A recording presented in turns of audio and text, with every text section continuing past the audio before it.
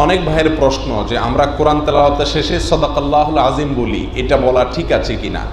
এটার উত্তরে প্রথম কথা হলো সদাকাল্লাহুল আজিম শব্দের অর্থটা কি, এই শব্দটার এই বাক্যটার অর্থ কি। এই বাক্যটার অর্থ হলো মহান আল্লাহ তাআলা যা বলেছেন তিনি সত্য বলেছেন, এটা হলো সদাকাল্লাহুল আজিমের অর্থ। এই সদাকাল্লাহুল আজিম বা সদাকাল্লাহু মাওলানাল আজিম, এই বাক্যটি কোরআনে কারীম তেলাওয়াত করার শেষে এটা কি বলা যাবে নাকি যাবে না, অথবা বলা জরুরি নাকি জরুরি না।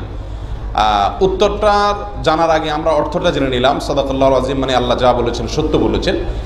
এরপরে আসি, যদি কেউ কোরআনে কারীম তেলাওয়াত করার পরে আল্লাহ তাআলা যে কথাগুলো বলেছেন সেগুলো পাঠ করলেন, পড়লেন, এরপরে তিনি তাৎক্ষণিকভাবে আল্লাহর প্রতি ঈমান প্রকাশ করে যদি তিনি বলেন সাদাকাল্লাহুল আজিম, অর্থাৎ আমার মালিক, মহান মালিক যা বলেছেন তিনি সঠিক বলেছেন, সত্য বলেছেন, আল্লাহকে সত্যায়ন করতো যদি এরকম কেউ বলে কদাচিৎ, তাহলে তাতে কোনো অসুবিধা নাই।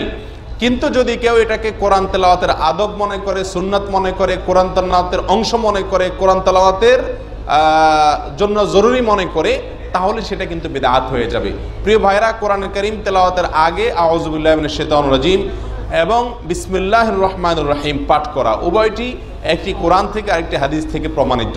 আল্লাহ সুবহানাহু ওয়া তাআলা বলেছেন, ওয়া ইযা ক্বরাআতাল কোরআন ফাসতাইজ বিল্লাহি মিনাশ শাইতানির রাজিম, যখন তুমি কোরআন পাঠ করবে আল্লাহর কাছে শয়তান থেকে আশ্রয় চেয়ে নিবে। অতএব কোরআনের আগে আউযু বিল্লাহি মিনাশ শাইতানির পড়তে হবে, এটা ঠিক আছে, হাদিস আমরা কোরআন থেকে জানলাম। নবী সাল্লাল্লাহু আলাইহি সাল্লামের হাদিস থেকে বিসমিল্লাহির রহমানির রহিম পড়া লাগবে, সেটা আমরা জানলাম। কিন্তু সাদাকাল্লাহুল আজিম পড়তে হবে শেষে, কোরআন তেলাওয়াত শেষে, এরকম কোনো কথা কোরআন অথবা হাদিসে কোনোভাবেই উল্লেখ নাই। বিধায় এটাকে যদি কেউ কোরআন তেলাওয়াতের অংশ, কোরআন তেলাওয়াতের পরিপূরক, কোরআন তেলাওয়াতের আদব বা সুন্নাত মনে করে, তাহলে সেটা বিদআত হবে। আশা করি বিষয়টা বুঝতে পেরেছেন। যদি কদাচিৎ কেউ আল্লাহ সত্য বলেছেন, আল্লাহর প্রতি মহব্বতে ঈমান প্রকাশ করে তিনি বলে ফেললেন মাঝে মধ্যে, তাহলে অসুবিধা নাই।